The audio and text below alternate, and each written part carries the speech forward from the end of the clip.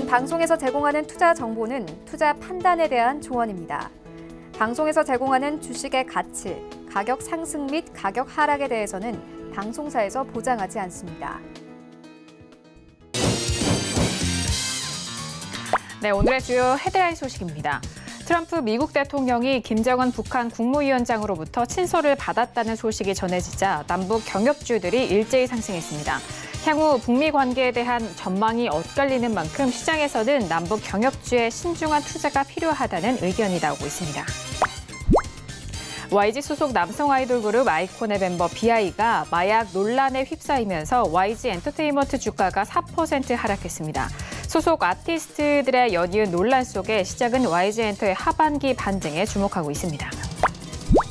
삼성전자의 2분기 실적이 시장 기대치를 웃돌 것으로 보입니다. 디스플레이 부분 실적 흑자 전환 소식과 더불어 미중 무역 분쟁의 반사 이익이 더해질 것으로 보이면서 증권사들은 삼성전자의 실적 예상치를 상향 조정하고 있습니다.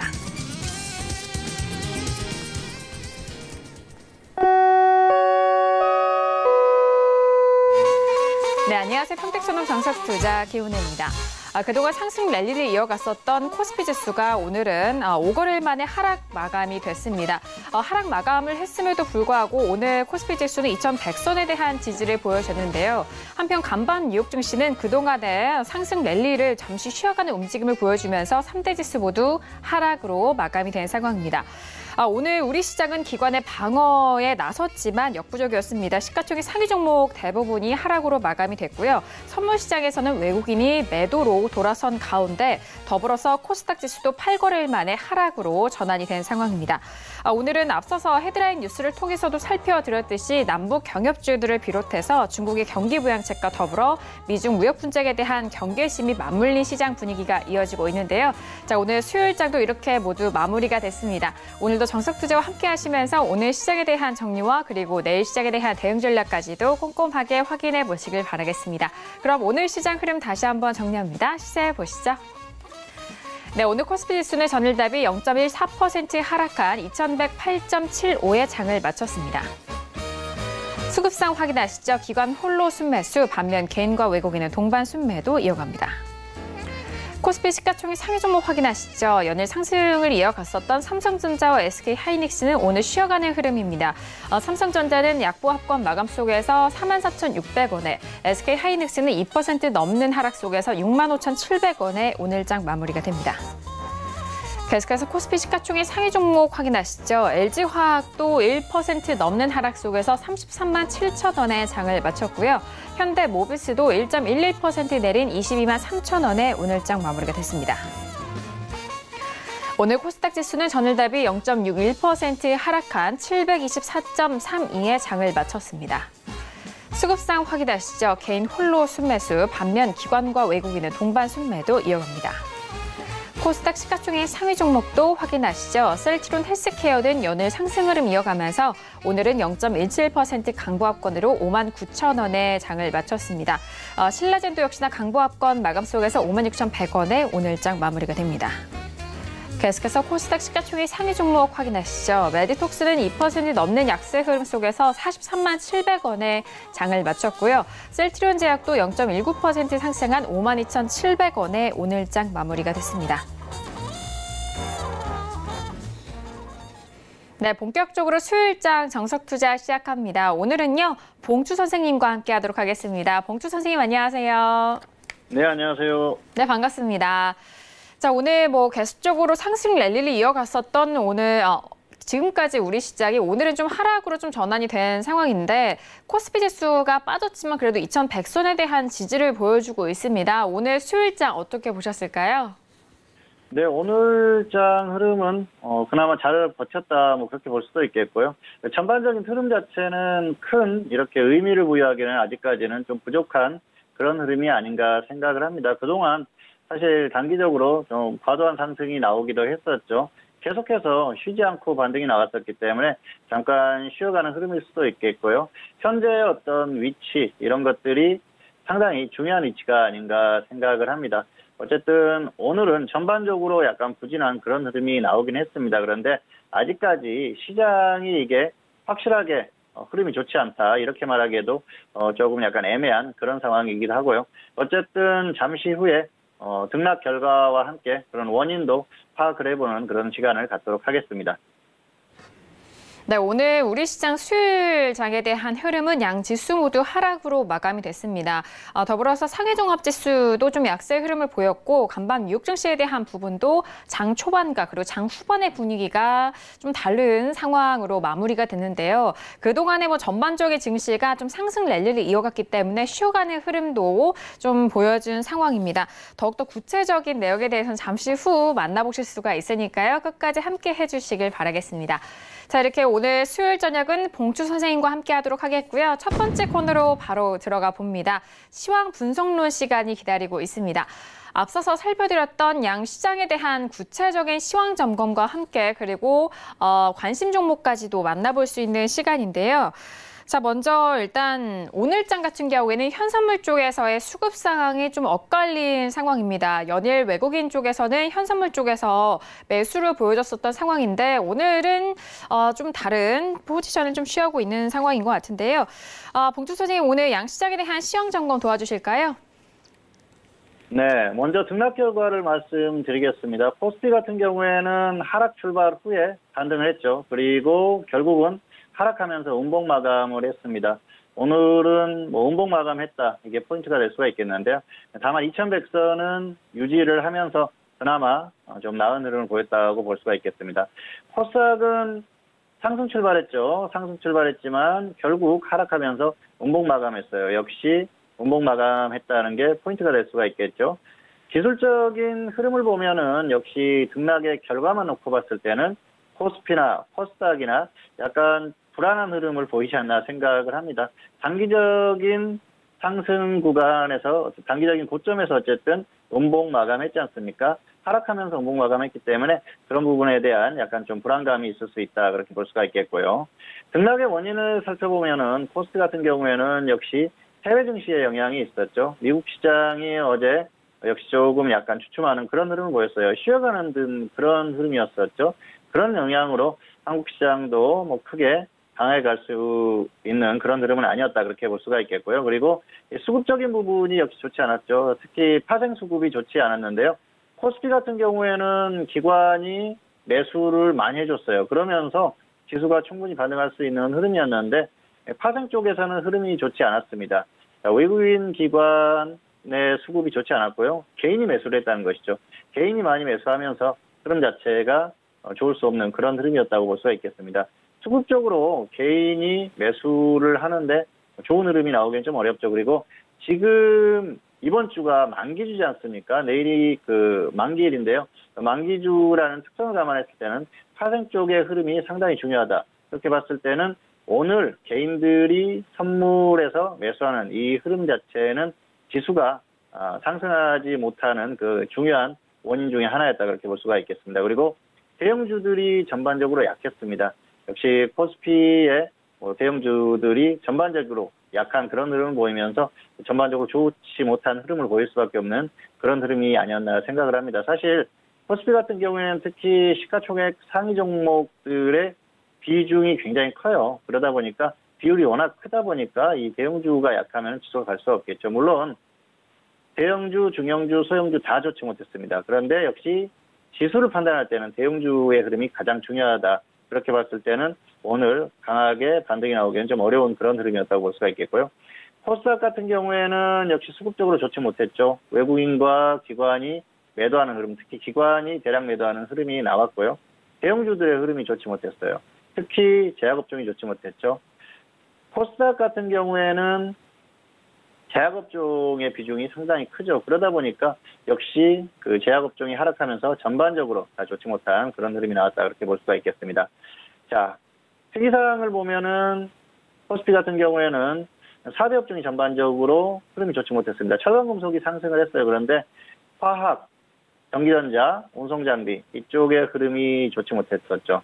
자, 4대 업종 중에서 철강금속이 지금 그 시가총액의 비중이 가장 작습니다. 그러다 보니까 영향이 미미해요. 결국은 이 4대 업종 중에서 3개 업종이 하락한다는 건 지수가 좋은 흐름이 나오기가 좀 어려운 흐름이 아니었나 생각을 하고요. 특히 전기적 투자가 약하다는 게 결정적이다. 그렇게 볼 수가 있겠습니다. 그리고 전기가스와 통신이 오늘도 반등을 했는데요.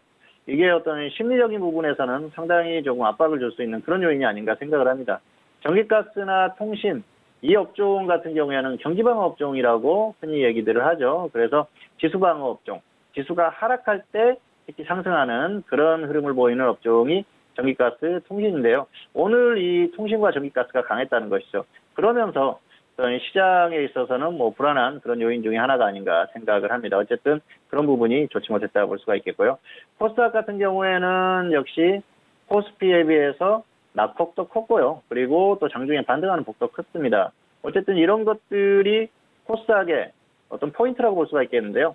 코스닥 같은 경우에는 그렇습니다. 코스피 지수가 좋은 흐름을 보이면은 오히려 더 강한 흐름을 보이고요. 그리고 코스피 지수가 좋지 못한 흐름을 보였을 때는 더 약한 흐름을 보이죠. 이게 코스닥의 특성이라고 보시면 돼요. 어쨌든 코스닥은 코스피에 비해서 과도하다. 상승도 과도하고 하락도 과도하다는 것이죠. 왜 그럴까요? 코스닥 같은 경우에는 수급적인 부분도 중요합니다만은 심리적인 부분이 상당히 중요해요. 시장의 분위기를 볼 수 있는 게 바로 코스닥입니다. 그래서 코스피가 상승하면서 시장의 분위기가 좋아졌을 때는 오히려 더 과도하게 상승이 나오고요. 그리고 또 코스피가 좋지 못했을 때는 더 약한 흐름을 보이는 것이죠. 어쨌든 향후에도 코스닥은 계속 이런 롤러코스터 같은 그런 흐름을 보일 가능성이 높아요. 코스피가 좋을 때는 한없이 더 강하게 갈 것 같다가도 코스피가 꺾이면은 훨씬 더 약한 흐름을 보일 가능성이 상당히 높다. 뭐 그렇게 생각을 하시는 게 좋을 것 같습니다. 자, 오늘 전반적인 시장의 흐름을 보면은 뭐 크게 의미를 둘 만한 그런 정도의 수치는 아니다 볼 수가 있겠습니다. 왜냐하면은 사실 하락했다고는 하지만은 낙폭이 그렇게 크지 않아요. 그렇기 때문에 큰 의미는 없는 상태입니다. 다만 기술적으로 봤을 때는 상당히 좋지 않죠. 어쨌든 단기적인 고점 부분이지 않습니까? 그런데 이 고점 부분에서 하락하면서 원봉 마감했다는 것은 상당히 조금 약간 답답한 뭐 그런 마음을 가질 수가 있겠죠. 여기가 단기 고점이 될 수도 있겠다. 그렇게 생각을 할 수도 있을 것 같습니다. 물론 단기적으로는 반등이 충분히 나왔어요. 원래 예상했던 어느 정도의 반등은 나왔다. 개인적으로는 그렇게 생각을 합니다. 지난주 금요일에 화요일 정도까지는 반등이 더 나올 가능성이 높다. 그렇게 말씀을 드렸는데요. 화요일까지 나오고 오늘까지도 반등이 나왔어요. 2100선을 도달하기 위해서 시도를 할 가능성이 있다고 했는데 거기보다 조금 더 같습니다. 원래 예상했던 수치 정도까지 비슷하게 온 그런 상태고요.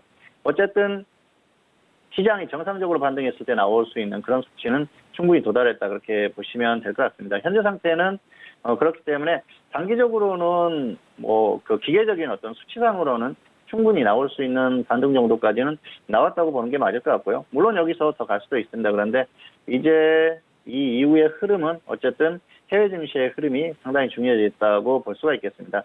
자, 그동안 한국 시장 같은 경우에는 해외 증시의 흐름을 따라서 반등이 나왔어요. 하락할 때도 같이 하락했었죠. 그리고 반등이 나올 때 같이 하락했었고요. 해외 증시가 다시 멈추는 흐름을 보이니까 또 멈추는 흐름을 보이고 있습니다. 자, 그런데 중요한 건 한국 시장이 해외 증시보다 훨씬 약하다는 겁니다. 미국 시장이 반등이 나올 때 훨씬 약했고요. 하락할 때 미국 시장이 약 7% 정도 하락했는데 한국은 10% 넘게 하락했어요. 그리고 최근에 반등이 나올 때 미국이 6%를 넘어서 7% 정도 반등 나왔을 때 한국은 5% 정도 겨우 반등이 나왔습니다. 그러니까 낙폭은 크고 반등은 작다. 그렇게 보시면 될 것 같습니다. 어쨌든 이런 흐름이 현재 한국 시장의 어떤 고유한 흐름이다. 그렇게 보시면 될 것 같고요.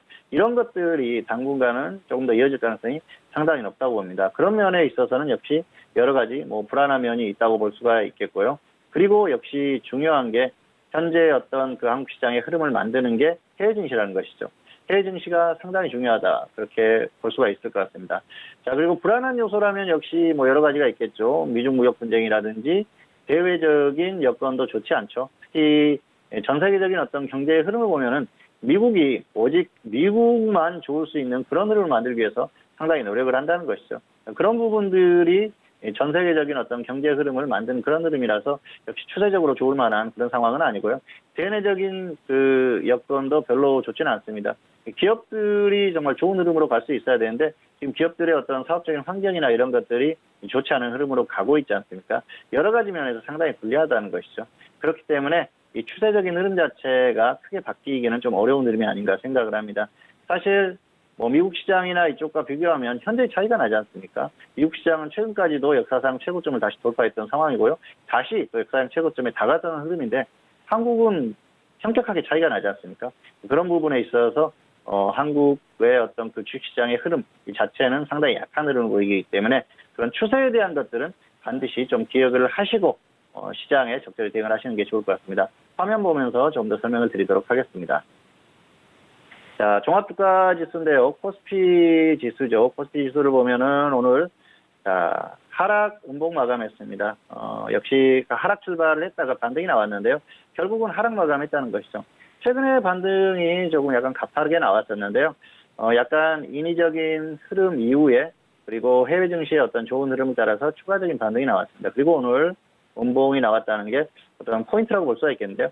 다행인 건 2100선이 깨지지 않았다는 것이죠. 2100선을 유지를 하면서 그리고 낙폭이 그렇게 크지 않았어요. 그래서 큰 의미를 둘 만한 흐름은 아닌데 기술적인 어떤 그 흐름, 차트의 모습, 캔들 이런 것들을 봤을 때는 단기 고점에서 하락 음봉이 나왔다는 건 좀 약간 불안감을 줄 수가 있겠고요. 그래서 해외 증시의 어떤 흐름에 따라서 향후에 어떤 흐름이 바뀔 가능성이 상당히 높다 그렇게 볼 수가 있겠습니다. 자, 코스닥 같은 경우에도 오늘 하락 음봉 마감했죠. 코스닥은 낙폭이 조금 더 컸어요. 그러면서 꺾일 수 있는 어떤 기술적인 흐름은 보이긴 했습니다. 근데 여전히 역시 코스피가 기준이 되기 때문에 코스피만 보시면 될 것 같고요. 역시 코스닥은 코스피를 따라간다 그렇게 보시면 될 것 같습니다. 자, 오늘 흐름이 상당히 약했죠. 코스피 대형주를 보면은 상당히 약한 흐름이었는데요. 어쨌든 전반적인 흐름 자체가 약한 흐름이었어요. 이런 것들이 나오게 한 원인이 역시 해외 증시라든지 수급 이런 것들이 있었죠. 자, 해외 증시를 보면은 어제 결국은 지금 이틀 동안 음봉이 나오는 그런 흐름이었어요. 그래서 전날은 상승 음봉이었었고 어제는 하락 음봉이었었죠. 아주 소폭 하락했습니다만은 단기적으로 상승하던 흐름을 멈췄다는 게 포인트가 될 수가 있겠죠. 이런 것들을 따라서 한국 시장의 흐름이 시작을 그렇게 했고요. 이런 흐름이 나왔습니다. 그리고 역시 수급적인 부분을 무시할 수가 없겠죠. 오늘 수급적인 흐름을 보면은 기관이 코스피에서 매수를 많이 해줬습니다. 이런 흐름이면은 평소 같으면은 충분히 반등을 할 수 있는 그런 흐름이죠. 그런데 선물 쪽에서 보면은 기관이 대량 매도하는 흐름이 나왔습니다만은 개인이 많이 매수했어요. 개인이 많이 매수하면서 그 어떤 수급적인 흐름을 봤을 때는 갈 수 없는 그런 흐름을 만들었다. 그렇게 보시면 될 것 같습니다. 그래서 이 수급의 흐름이 오늘의 어떤 흐름을 만들었다. 그렇게 보시면 될 것 같고요. 추세적인 수급의 흐름을 보면은 좋지를 않죠. 자, 이게 길게 수급을 보면은 외국인들이 그동안 12월부터 계속해서 8조 가까이 매수를 하다가 다시 꺾이는 흐름이에요. 단기간에 좀 많이 매도를 하고 있죠. 그래서 지금 같은 경우에는 역시 수급적으로 좀 꺾인 흐름이다. 이렇게 볼 수가 있겠고요.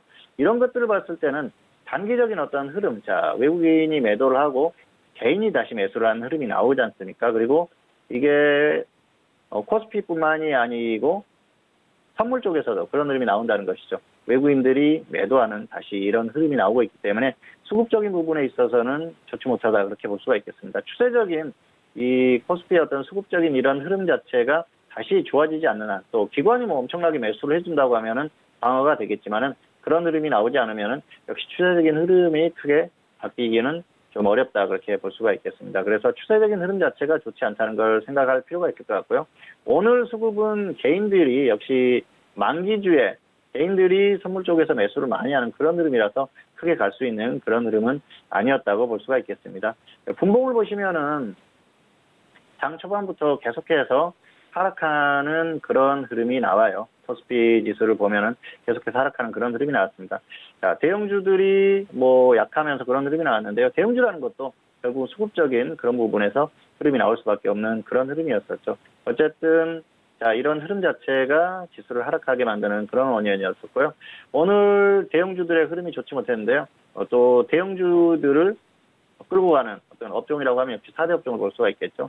4대 업종의 흐름이 전반적으로 좋지를 못했습니다. 자, 화학, 그리고 전기전자, 운송장비 다 하락했죠. 특히 전기전자 쪽에 하락이 상당히 영향이 컸다 그렇게 볼 수가 있겠습니다. 삼성전자가 약했고요. 그리고 시가총액이 가장 큰 전기전자 업종이 약했기 때문에 지수가 크게 반등할 수 없는 그런 흐름이었다고 볼 수가 있겠습니다. 이런 흐름에서는 크게 하기가 어렵죠. 철강금속이 버텨주는 흐름이 나오긴 했습니다만 철강금속은 4업종 중에서도 시가총액이 굉장히 작아요. 그래서 영향이 미미하기 때문에 크게 지수가 버틸 수 있는 그런 흐름을 만들지는 못했다고 볼 수가 있겠습니다. 자, 그리고 특징적인 부분이라고 하면은 전기가스 업종이 오늘도 좋았죠. 그리고 통신. 자, 지수를 방어하는 그런 업종들이라고 하죠. 흔히 지수가 좋지 못한 상황에서 움직일 수 있는 업종이 바로 이 전기가스 업종이나 통신업종이라고 합니다. 이 통신업종이나 전기가스 업종이 좋은 흐름 보인다. 그건 그 어떤 심리적인 부분에서는 역시 그 시장을 오래 관찰하고 이렇게 그 지수 방어 업종에 대한 어떤 생각을 가지고 있는 분들한테는 좀 심리적으로 불안한 그런 흐름일 수도 있고요. 이게 어떤 또 하나의 조짐일 수도 있다 그렇게 볼 수가 있겠습니다. 다만 단기적으로는 아직까지 지수가 확실하게 꺾인 흐름 정도는 아니기 때문에 아직은 상황을 조금 더 지켜봐야 되는 그런 흐름이 아닌가 생각을 합니다. 자, 전반적으로는 지수의 흐름이 크게 나쁘지는 않았습니다. 코스피도 그렇고요. 그리고 코스닥도 역시 크게 꺾이는 흐름 자체는 아니죠. 코스닥은 제약업종이나 또 대형주들의 흐름이 좋지 않으면서 꺾이긴 했습니다만은 역시 아직까지는 흐름이 살아있다는 것이죠. 그리고 코스피도 마찬가지입니다. 그리고 이 흐름을 만든 게 역시 해외 증시라는 것이죠. 중요한 건 추세적인 흐름을 봤을 때는 자, 해외 증시의 흐름을 보십시오. 지금도 역사상 최고점 근처에 있어요. 그리고 최근에도 역사상 최고점까지 다시 반등을 했었죠. 굉장히 강한 반등을 했었는데요. 한국 시장 같은 경우에는 역사상 최고점과는 거리가 멀죠. 그래서 추세적인 흐름 자체는 역시 해외 증시보다 훨씬 약하다. 해외 증시가 이런 상황에서 약해지면 더 약할 수가 있겠죠. 그래서 추세를 바꾸기는 좀 힘든 부분이라고 봅니다. 그리고 한국 시장 자체적인 수급적인 흐름 이런 것들을 봤을 때는 추세적으로 강한 흐름보다는 역시 약한 흐름이 나올 가능성이 크고요. 단기적으로 봤을 때 기술적인 흐름 그리고 기계적인 어떤 그 반등의 크기나 이런 것들 여러 가지 생각을 했을 때는 단기 반등은 어느 정도 나온 상태다 그렇게 볼 수가 있겠습니다. 다만 지금 최근에 반등이 나올 때 해외 증시의 영향을 그대로 받은 흐름 아니겠습니까? 그리고 내일이 만기일입니다. 만기일 같은 경우에는 해외 증시 오늘 밤 미국 시장의 어떤 결과에 따라서 급등락이 나올 수도 있어요. 물론 지지부진한 흐름으로 마감을 하게 되면은 한국 시장도 큰 등락을 보이지는 않을 겁니다. 그리고 최소한 단기적으로 반등한 어떤 이 힘이 있기 때문에 해외 증시가 크게 하락하지만 않으면은 버티는 흐름 정도는 나올 수가 있겠고요. 그리고 단기적으로 또 추가 반등을 시도할 가능성도 있다고 생각을 합니다. 자, 다만 오늘 흐름을 봤을 때는 단기적으로 반등을 일단 멈췄다 그렇게 볼 수가 있겠고요. 이게 해외 증시의 흐름에 따라서 나온 것이기 때문에 향후의 흐름 자체도 해외 증시의 흐름이 상당히 중요하다 볼 수가 있겠습니다. 자, 중요한 건 해외 증시 역시도 부담스럽다는 것이죠.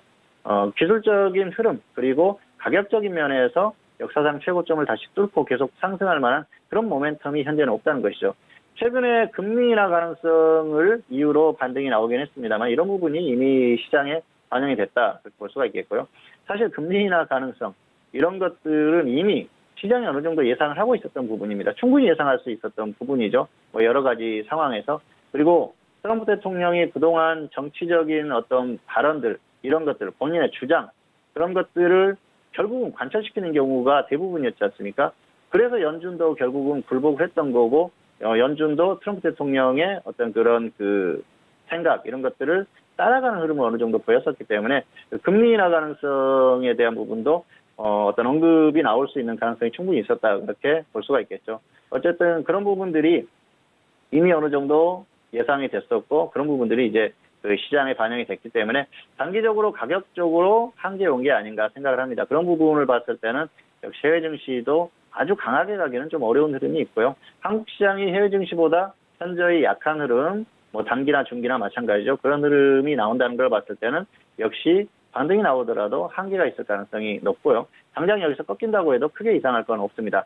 다만 아직까지는 지수가 2100선 위에서 머물러 있기 때문에 지금 2100선을 기준으로 해서 살펴보시면 될 것 같아요. 2100선을 다시 이탈하고 하락하는 흐름, 2100선에서 멀어지는 흐름이 나오면은 이제 추세적으로 다시 한번 꺾일 가능성이 높고 추세적인 어떤 하락세 이런 것들을 이어갈 가능성이 높다고 생각하시면 될 것 같습니다.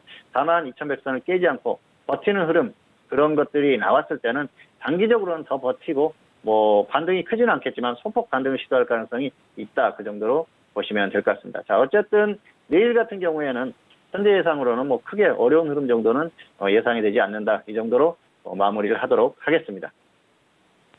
네, 오늘 양시장에 대한 시황 분석 더욱더 꼼꼼하게 도와드렸습니다. 이제 내일 6월 13일이면은 선물옵션 동시 만기를 앞둔 상황이기 때문에 구체적으로 오늘 시장에 대한 흐름을 특히나 이 수급적인 부분에 있어서 다시 한번 좀 짚어드렸습니다. 오늘 코스피 지수는 하락 출발한 이후에 음봉으로 마감이 되면서 2100선에는 그래도 지지가 된 상황이고요. 코스닥 지수 같은 경우에 8거래일 만에 하락으로 좀 전환됐는데 상승 출발한 이후에 음봉 마감이 된 상황입니다. 거기에 오늘 좀 특이사항을 다시 한번 살펴보시면은 코스피 시장 안에서는 4대 업종이 좀 전반적인 약세의 흐름을 보여주면서 이 지수 하락 견인을 한 상황입니다. 특히나 통신, 전기가스업은 반대로 좀 강세 흐름을 보였고요. 코스닥 시장 같은 경우에는 코스피에 비해서 좀 하락과 회복에 좀 큰 흐름을 보였다라는 점, 그 부분까지 참고해 주시길 바라겠습니다. 자, 그렇다면 수요일 시장 안에서 관심 있게 보신 관심 종목도 만나보도록 하겠습니다. 자, 오늘은 현대건설과 펄어비스에 대해서 짚어드렸는데요.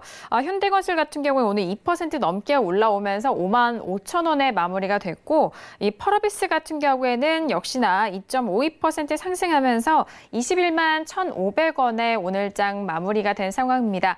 현대건설과 펄어비스 모두 오늘 상승 흐름으로 마무리가 된 상황인데요. 자, 봉투 선생님, 구체적으로 관심 종목 도와주실까요?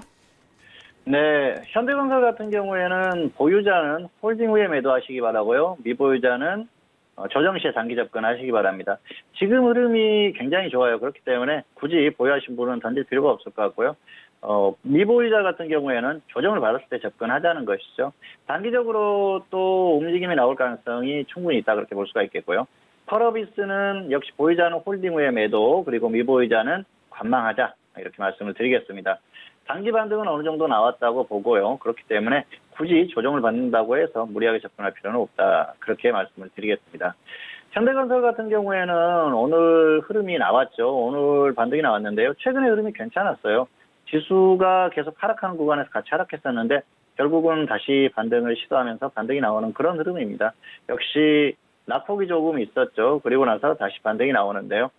현대건설은 다들 아시다시피 건설업종이죠. 건설업종이 단순하게 기본적으로 건설업종이 좋으려면은 역시 좀 부동산 경기와 맞물려서 생각을 해볼 필요가 있을 것 같은데요. 사실 기본적으로는 부동산 경기와도 연관되어 있다고 볼 수가 있겠습니다. 물론 주식시장이 선반영되는 면이 있죠. 그래서 어떤 호재나 이런 것들이 있었을 때 단기적으로 같이 움직일 수 있지만 기본적으로는 좀 선반영되는 그런 흐름이 있다, 그렇게 볼 수가 있겠습니다. 그런 면에서 봤을 때는 건설업종이 추세적으로 움직일 만한 그런 흐름은 좀 아니다, 그렇게 볼 수가 있겠죠. 부동산 경기 자체가 어느 정도 정점에 왔다, 그렇게 볼 수가 있겠고요. 그리고 좀 꺾이는 흐름이 나오고 있어요. 이런 것들은 어떤 정부의 성향이나 이런 것들과 관계가 깊죠. 정부에서는 지금 집값, 그리고 뭐 전국적인 어떤 그 부동산 가격을 잡으려고 하는 그 노력을 많이 하고 있지 않습니까? 대출 규제라든지 또 보유세 강화 이런 것들을 하면서 굉장히 크게 압박을 하고 있어요. 그러다 보니까 사실 그 부동산 쪽의 흐름 자체가 좋지 못하는 그런 흐름이 나오고 있어요. 뭐 서울의 집값이 계속해서 하락하는 그런 흐름이 나왔는데요. 최근에 그 정부의 정책 이런 것들을 보면은 약간 조금 모순된 것도 아닌가 그런 생각을 합니다. 왜냐하면은 서울시의 그 어떤 정책들을 보면은 그동안 서울의 집값이 엄청나게 상승을 했지 않습니까? 그런데 그런 것들이 다 어떤 그 개발 호재라든지 이런 것들이 너무 많았었기 때문에 나타났던 그런 흐름이거든요. 결국은 개발 호재라든지 이런 것들이 발생을 하면서 집가가 상승하고 또 그 수요가 많아지면서 수요에 비해서 공급이 부족하고 이런 것들이 발생을 하면서 계속해서 악순환이 발생했던 것이거든요. 그런데 아직까지도 여전히 개발 호재라든지 이런 것들이 엄청나게 많습니다. 물론 서울시와 정부가 같은 뭐 정책을 펴는 그런 상황은 아니지만 어쨌든 조금 손발이 맞지 않는 그런 상황이 아닌가 생각을 하고요. 어쨌든 정부에서는 부동산 쪽에 계속해서 압박을 가할 가능성이 상당히 높습니다. 뭐 정말 정부에서 맘만 먹은다고 하면은 정말 제대로 압박을 할 수도 있겠지만 아직까지 뭐 그 정도까지는 아닌 수준이라고 볼 수가 있겠고요. 자, 어쨌든 이런 흐름이 이어지고 있기 때문에 부동산 쪽의 분위기 자체가 좋지 않다는 것이죠. 그렇게 봤을 때는 건설업종이 특별히 갈 만한 그런 흐름이 아니고요. 그리고 건설업종은 그런 특성이 있어요. 역시 시장이 추세적으로 상승을 하고 후행하는 그런 흐름이 있거든요. 결국은 시장이 가야 돼요. 그리고 나서 건설업종이 가는 겁니다. 기본적으로는 그런 흐름인데 최근에 건설업종이 움직였었던 흐름은 테마로 움직였었죠. 대북 테마로 움직인 겁니다. 그래서 현재 상태로는 테마로서만 인식을 하면 된다. 그렇게 볼 수가 있겠습니다. 현대건설은 상당히 조금 억울한 면이 있어요.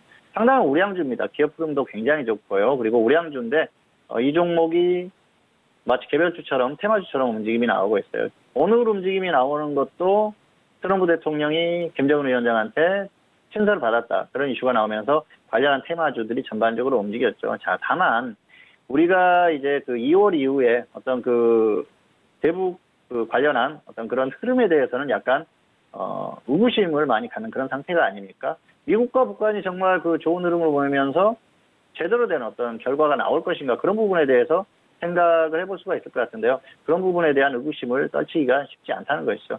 어쨌든 그런 것들을 봤을 때는 역시 추세적으로 계속해서 상승한다고 보기는 어렵습니다. 다만 단기적인 흐름 자체가 좋기 때문에 조금 더 끌고 가보자는 것이죠. 자, 화면 잠깐 보시겠습니다. 현대건설의 차트인데요. 자, 최근의 흐름이 굉장히 좋죠. 반등이 꽤 나오고 있어요. 사실 지수보다 훨씬 약한 흐름이죠. 지수가 최근에 좀 반등이 나오면서 같이 반등이 나오고 있기는 합니다만은 어쨌든 위치를 보면은 좀 약하다 그런 생각이 들고 있습니다. 그리고 추세적으로 봤을 때는 작년 5월이 고점이었었죠. 자, 이때부터 하락이 나왔을 거예요. 등락이 이제 거듭하는 거죠. 그 이전에 급등이 나왔다가 고점 찍고 고점이 계속 낮아지는 흐름. 물론 저점이 조금씩 높아지는 건 좋은 흐름입니다. 그런데 추세적인 흐름 자체가 역시 크게 반등하는 그런 흐름은 아니라는 것이죠. 단기적인 흐름 이슈가 있었을 때 나오는 반등 그 정도만 나왔었던 것을 감안하면은 추세적으로 계속해서 반등을 바라기는 좀 어렵습니다. 다만 단기 흐름이 괜찮기 때문에 보유하신 분들은 지금 위에서 매수하신 분도 계시겠지만 단기 흐름이 나오는 상황에서는 좀 더 끌고 가보자는 것이죠. 그래서 적당히 위에서 매도를 하시면 될 것 같습니다. 지수가 정말 확 꺾이는 흐름 정도만 아니라면은 테마성이 있는 종목이기 때문에 조금 더 끌고 가도 되고요. 여기에서 종목이 꺾인다고 하면 그때는 정리해야겠죠. 이슈가 있는 상황에서도 종목이 꺾인다. 지수가 꺾이든지 종목 자체적으로 꺾이든지 어쨌든 그런 흐름이 나왔을 때는 정리하고 상황을 봐서 또 이 테마주들이 갈 것인지 아니면 종목 자체적으로 갈 것인지 그런 흐름을 파악한 후에 다시 한번 접근을 하시는 게 좋을 것 같습니다. 그리고 이 보유자들은 조정받으면은 단기적으로는 대북 관련한 어떤 이슈가 살아있는 상태예요. 특별한 압제가 나오지만 않으면은 단기적으로 종목들이 조정을 받았다가 또 움직임이 나올 수 있는 그런 흐름이니까 단기 정도만 짧게 접근을 해서 대응을 해보는 건 충분히 가능하다. 이렇게 말씀을 드리겠습니다. 두 번째 종목은 펄어비스인데요. 펄어비스는 코스닥 디지털 컨텐츠 업종에 있는 그런 종목이죠. 자, 이 종목은 지금 최근의 흐름이 굉장히 좋습니다. 흐름이 이게 보면은 단기의 흐름이 가네요. 그래서 보유자는 조금 더 끌고 가보자는 것이죠. 조금 더 끌고 가도 될 것 같습니다. 어디까지 갈지는 모르겠습니다만은 지수가 갑자기 크게 꺾이지만 않으면은 적당히 조금 더 반등이 나올 가능성이 있고요. 꺾였을 때는 매도 후에 그리고 나서 다시 한번 상황을 봐서 접근하자는 것이죠. 다만 추세가 좋지 않아요. 추세적으로 보면은 상장 이후에 굉장히 흐름이 강하게 나왔었죠. 그리고 고점 이후에 계속 꺾이는 흐름입니다. 작년 2018년 3월 이후에 계속해서 하락하는 흐름이에요. 추세적으로 계속 약하다는 것이죠. 그리고 결국은 낙폭이 과한 상태에서 반등이 나오는 그런 흐름입니다. 기관이 매수를 하면서 조금 주가를 상승시키는 그런 흐름인데요. 이런 것들은 위에서 많이 매수를 했었기 때문에 이 낙폭이 과했을 때 조금 반등시키는 그 정도 수준으로 보시면 될 것 같습니다. 그리고 디지털 컨텐츠 업종의 흐름이 그렇게 아주 강한 흐름이 아니에요. 약하죠. 펄어비스가 오히려 조금 더 강한 그런 흐름입니다. 펄어비스 같은 경우에는 검은 사막, 모바일, 그리고 플레이스테이션 이 두 가지 그 버전의 게임을 출시를 한다 그런 이슈가 나왔는데요. 어쨌든 이런 이슈를 가지고 단기적으로 반등하는 흐름 정도고요.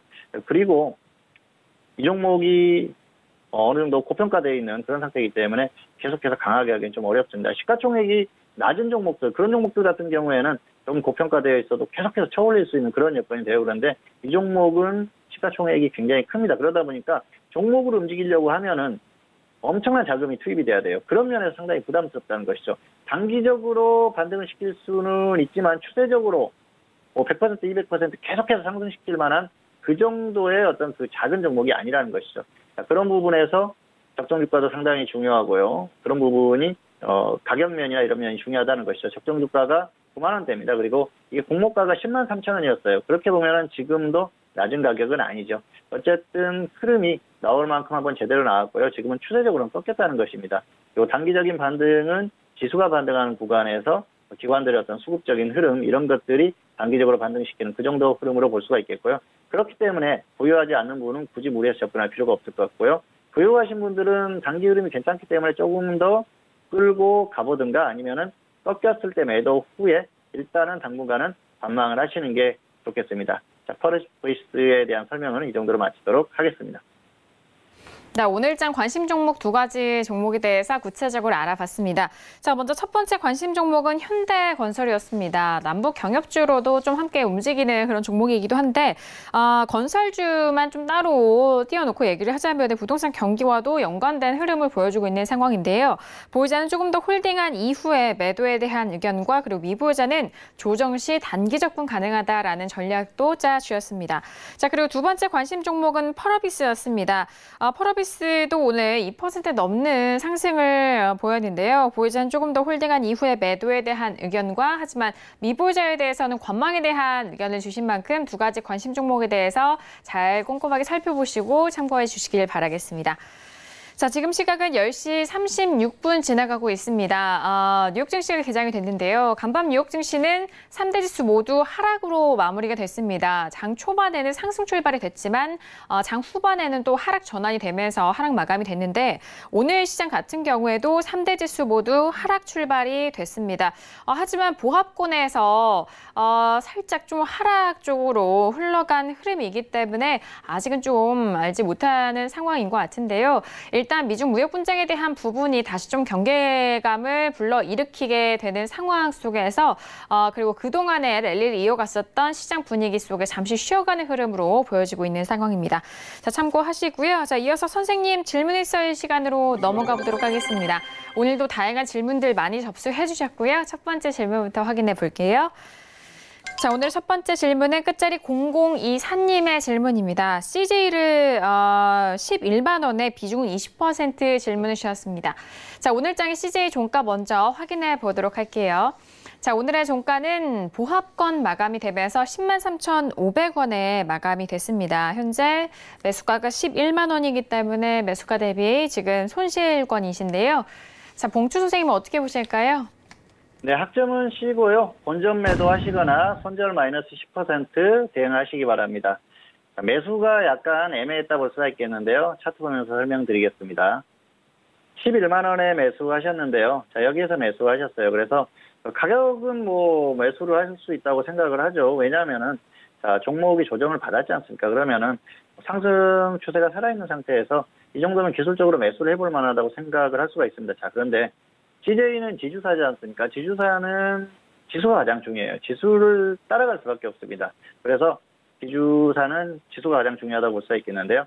자, 매수했을 당시의 흐름이 어떻습니까? 시장이 무너지는 흐름이었어요. 그렇다면 최소한 지수가 버티는 흐름, 여기나 아니면 이 정도 흐름이 나왔을 때 매수를 해야 된다는 것이죠. 그래야 안정적으로 들어갈 수가 있거든요. 그런데 CJ 같은 경우에는 무턱대고 그냥 매수하셨어요. 11만 원에 매수하셨는데 계속 흘러내릴 때 그냥 확인 안 하고 최소한 저점을 기록하고 조금 지수가 반등할 수 있는 그런 흐름이 나올 때 매수해야 되는데 그러지는 못했어요. 매수 시기가 좋지 않았다는 것이죠. 자, 어쨌든 매수하고 나서 거의 10% 가까이 하락했는데요. 저점 이탈하는 흐름 다시 나오면은 마이너스 10%에 손절하시기 바랍니다. 지수가 꺾일 가능성이 높고요. 그랬을 때는 아니면 종목 자체적으로 흐름이 좋지 않을 가능성이 높습니다. 그러면은 일단 정리해야 돼요. 지금은 시장이 단기 반등이 나왔지만 추세적으로 갈 만한 흐름이 아니기 때문에 정리를 하시라는 말씀을 드리는 겁니다. 그리고 낙폭이 있었기 때문에 본전 오면 일단 정리하시기 바라고요. 시장이 추세적으로 가지 못한다고 봤을 때는 이 종목도 추세적으로 가기는 힘들다고 봅니다. 자, 그리고 길게 보면은 지수보다 훨씬 약해요. 2015년 고점 이후에 계속 하락하는 종목입니다. 추세가 이어지고 있고요. 이게 제대로 저점을 찍으려면 아직은 멀었다. 그렇게 보시는 게 맞을 것 같습니다. 자, 어쨌든 본전 매도하시거나 마이너스 10% 후에 당분간 관망하시는 게 좋을 것 같습니다. 네, CJ에 대해서 진단해드렸습니다. 현재 손실 구간이신데요. 반등 시에는 본전 매도 그리고 손절에 대해서는 마이너스 10% 대응 참고해 주시길 바라겠습니다. 자, 이어서 다음 질문도 이어가 볼게요. 끝자리 5036님의 질문입니다. 현대차를 14만 원의 비중은 30% 질문을 주셨습니다. 오늘장 현대차 종가는요, 1.74% 빠진 14만 1,000원에 마감이 됐습니다. 지금 수익 구간이시긴 한데 거의 매수가 근처세요. 자, 봉주 선생님, 현대차 어떻게 보실까요? 네, 학점은 F고요. 본전 매도 하시고 당분 관망하시기 바랍니다. 혹시 하락한다고 하면 마이너스 5% 대응하시기 바랍니다. 본전 근처면은 적당히 그냥 매도하세요. 일단은 단기 고점에서 추격 매수하셨기 때문에 좋지 않은 매수다 볼 수가 있겠습니다. 차트 보시겠습니다. 14만 원 매수하셨는데요. 여기에서 매수하신 거예요. 지금 가격 거의 비슷하지 않습니까? 그래서 지금 계속해서 구경하시다가 여기에서 매수를 하신 거죠. 상당히 잘못된 거죠. 저점에서 50% 정도 반등이 나왔어요. 지수보다 훨씬 약했습니다. 그러다가 지수가 반등이 나오는 걸 확인하고 결국은 반등이 나오는데요. 기관들이 매수를 많이 하고 있어요. 이게 뭐 기업의 흐름이 엄청나게 좋아져서일까요? 물론 이슈는 있습니다. 중국 쪽의 어떤 그 기대감, 여러 가지로 풀어준다. 그런 기대감들도 있고, 또 실적이 좋아질 것이라는 기대감도 있는데요. 실제로 나와봐야 합니다. 자동차의 어떤 완성차 업계의 추세적인 어떤 기업적인 흐름에 좋았던 그런 흐름은 끝났다 그렇게 보시는 게 맞을 것 같고요. 다시 지금 단기에 추세가 엄청나게 좋아지기는 좀 어려운 흐름이 아닌가 생각을 합니다. 단기 반등 정도로 생각하는 게 맞다고 생각합니다. 지수 반등하는 구간에서 이슈나 이런 것들을 만들어서 물론 나오면서 같이 반등하는 그 정도 수준으로 봐야지 이게 추세적으로 간다는 흐름은 아니라는 것이죠. 자, 보시면은 추세가 역시 지수보다 훨씬 약해요. 2012년이 고점입니다. 지수가 그렇게 반등을 하던 2015년이나 작년 2018년에 흐름 전혀 따라가지 못했어요. 결국은 지수보다 훨씬 약한 종목이라는 것이죠. 낙폭이 워낙 과대하니까 단기적으로 반등이 나올 때 지수 반등할 때 반등하는 그 정도 수준으로 생각하시면 맞고요. 지금은 단기에 50% 반등 나온 구간에서 매수하셨습니다. 추격 매수입니다. 끌고 가면은 손실 가능성이 훨씬 크다. 그렇게 봤을 때는 역시 정리하는 게 맞겠죠. 자, 본전 매도하시고 일단 관망하시기 바라고요. 혹시라도 급락한다면 마이너스 5%에는 손절하시고 당분간은 관망하시는 게 좋을 것 같습니다. 네, 현대차에 대해서 진단을 해드렸습니다. 지금 현재 매수가 근처인 상황인데 본전의 손절에 대한 부분도 말씀해 주셨고 하락 시에는 마이너스 5% 대응을 말씀해 주셨습니다. 본전 매도 이후에 관망에 대한 의견과 그리고 마이너스 5%대에는 매도에 대한 의견까지 참고해 주시길 바라겠습니다. 자, 이어서 다음 질문으로 이어가 볼게요. 끝자리 0889님의 질문이고요. 넥스트비티를 2,100원에 비중은 40% 질문 주셨습니다. 오늘장의 넥스트비티 종가는요, 4% 넘게 올라왔고요. 1,935원입니다. 2,100원에 매수하셨기 때문에 현재 구간에서는 지금 손실 보고 계시거든요. 자, 봉추 선생님은 넥스트비티 어떻게 보실까요? 네, 학점은 F고요. 본전 매도하시거나 마이너스 20% 매도 후에 손절 후에 재매수하시기 바랍니다. 본전 매도하고 재매수하면 좋겠죠. 어쨌든 조정을 받았을 때 다시 접근하시기 바라고요. 매수가가 너무 높아요. 그리고 이제 단기 흐름이 살아있기 때문에 사실 지금 10%가 안 됩니다. 낙폭이. 그런데 단기 흐름이 살아있는 상태에서 어설프게 손절가를 정하면은 장중에라도 등락이 나오거든요. 그러다 보면 금방 손절가를 오기 때문에 손절가를 조금 길게 잡았습니다. 흐름이 살아있기 때문에 길게 잡았다는 설명을 드리고 싶고요. 어쨌든 반등 가능성이 있기 때문에 이렇게 손절가도 길게 잡았습니다. 다만 쭉 빠져버렸을 때는 그때는 손절을 해야겠죠. 그리고 나서 상황 봐서 다시 접근하시기 바랍니다. 차트 보시겠습니다. 2,100원 매수하셨는데요. 그냥 추격 매수예요. 추격 매수를 하셨는데 이렇게 하면 안 되죠. 다음부터는 하지 마시기 바라고요.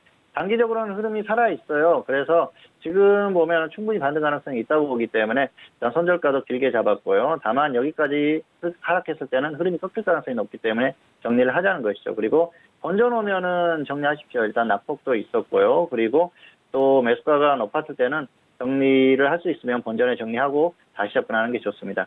자, 이 종목은 제가 최근에 추천을 했었던 종목인데요. 1,650원에 추천을 했었어요. 그러면 가격 차이가 어떻습니까? 자, 일단 이렇게 강하게 반등이 나오는 종목들은 기다렸다가 조정을 받으면 아래에서 이렇게 조정을 받았는데도 아래에서 접근하려는 노력을 해야 돼요. 그런데 이건 뭡니까? 급등하니까 계속 갈 줄 알고 여기서 따라잡은 거예요. 이렇게 매매해서는 손실 가능성이 훨씬 커진다는 것이죠. 자, 어쨌든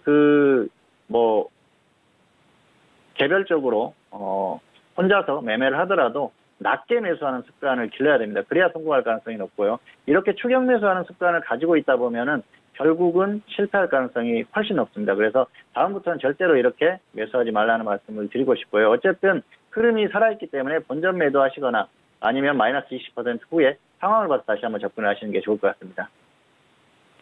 네, 넥스티비티에 대해서 진단해드렸습니다. 본전 매도 또는 손절은 마이너스 20% 이후에 재매수 노려보시길 바라겠습니다. 오늘도 선생님 질문 있을 시간을 통해서 다양한 질문들에 대한 상담 도와드렸습니다. 말씀드린 내용에 대해서는 투자 판단에 대한 조언이고요. 해당 상품의 가치와 수익률을 보장하지 않는다는 점 유의해 주시길 바라겠습니다. 자, 오늘 수요일장도 함께 도와드렸고요. 내일 이제 목요일 선물옵션 동시 만기일입니다. 내일 우리 시장 어떻게 전망하시는지 함께 이야기를 나눠볼게요. 자, 봉추 선생님, 내일 우리 시장 어떻게 전망하실까요? 네, 내일 큰 등락이 나오기는 조금 어렵지 않나 그렇게 생각을 합니다. 어느 정도 버티는 수준의 흐름이 나올 가능성이 높다 그렇게 보고 있습니다. 물론 변수는 해외 증시죠. 내일이 만기일입니다. 만기일 같은 경우에는 전날 미국 시장의 흐름이 가장 중요해요. 등락이 크게 나오면 결국은 그렇게 나온다는 것이죠. 다만 현재 여러 가지 상황을 봤을 때는 미국 시장에 큰 등락이 나오기가 어렵다고 판단을 합니다. 그렇기 때문에 일단 내일 같은 경우에는 역시 한국 시장도 보합권에서 그렇게 아주 큰 등락이 나오기는 좀 어려운 흐름이 아닌가 생각을 하고요. 버티는 흐름 정도가 나올 가능성이 높다 그렇게 보고 있습니다. 일단 해외 증시가 변수지만 내일 같은 경우에는 역시 그 버티는 흐름 정도가 나올 가능성이 높다고 현재로서는 판단을 하고 있고요. 그렇기 때문에 내일까지는 크게 걱정할 만한 그런 흐름 정도는 아니다 그렇게 보고 있습니다. 다만 이제 단기적으로 지수가 어느 정도 반등이 나오면서 생각했던 예상했던 그리고 어떤 나올 만한 어느 정도 반등은 나왔기 때문에 이제부터는 다시 조금 약간 시장을 대하는 데 있어서 보수적인 관점에서 대응을 하는 게 맞지 않을까 일단은 그렇게 생각을 하고 있습니다. 네, 예상했던 크기의 반등 구간 속에서 내일은 이제 옵션 만기일, 선물 옵션 동시 만기일인데 변수는 이 만기일에 대한 변동성일 것 같습니다. 단기 흐름은 해외 증시가 좀 결정할 것이고 보수적인 접근이 필요하다라고 전망해 주셨으니까요. 내일장도 다시 한번 참고해 주시길 바라겠습니다.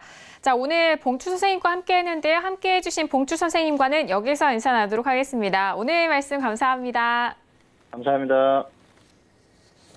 네, 오늘 저희가 준비한 소식과 내용은 여기까지입니다. 오늘 저희 방송 정석투자는 서울경제TV 홈페이지를 통해서도 다시 확인할 수가 있으니까요. 많이 활용해 주시길 바랄게요. 그럼 저희는 내일 이 시간에 다시 돌아오도록 하겠습니다. 함께해 주신 여러분 오늘도 고맙습니다.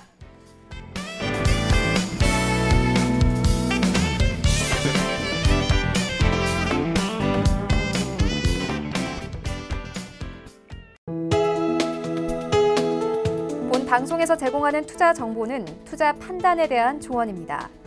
방송에서 제공하는 주식의 가치, 가격 상승 및 가격 하락에 대해서는 방송사에서 보장하지 않습니다.